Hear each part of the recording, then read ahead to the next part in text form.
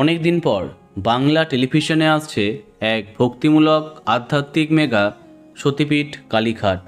অনেক জল্পনার পরে আগামী 24শে আগস্ট রাত 9:30টায় আরম্ভ হচ্ছে এই নতুন ধারাবাহিকটি।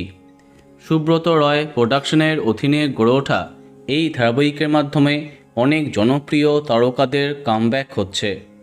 পরের ভিডিওতে জানব এই মেগার কাস্টিং সম্পর্কে। যাই হোক, হঠাৎ সামনে এলো একটি বড় খবর। অনেক দিন আগে প্রথম প্রমোতে দেখা গেছে অন্যতম মুখ্য চরিত্রে আছে ক্ষুদে শিল্পী মোহনিয়া পাল। এবার জানা গেল সতীপীঠ কালীঘাটে মহারানী পদ্মাবতীর চরিত্রে বেছে নেওয়া হয়েছে স্টার জলসার উড়ান ধারাবাহিকের নায়িকা রত্নাপ্রিয়া দাসকে। এই বিষয়ে তার কাছে প্রশ্ন করলে কিছুই বলতে চাননি তিনি। উড়ান শেষ হওয়ার পরে তাকে সেইভাবে আর দেখা যায়নি টেলিপর্দায়। অবশেষে একটি শক্তিশালী চরিত্রে ফিরছেন।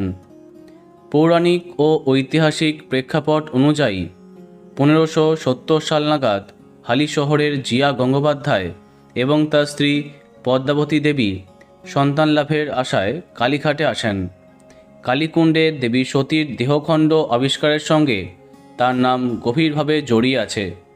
বোঝাই যাচ্ছে কেমন হতে চলেছে তার চরিত্রটি। জানা যাচ্ছে শুটিং আরম্ভ করেছেন নায়িকা। দেখা যাক দ্বিতীয় প্রোমো কবে সামনে আসে। তো বন্ধুরা, কে কে এক্সাইটেড কমেন্টে জানাতে পারো। আর এই রকমই আরও অনেক ভিডিও পেতে সাবস্ক্রাইব কারেন্ট বস। ধন্যবাদ।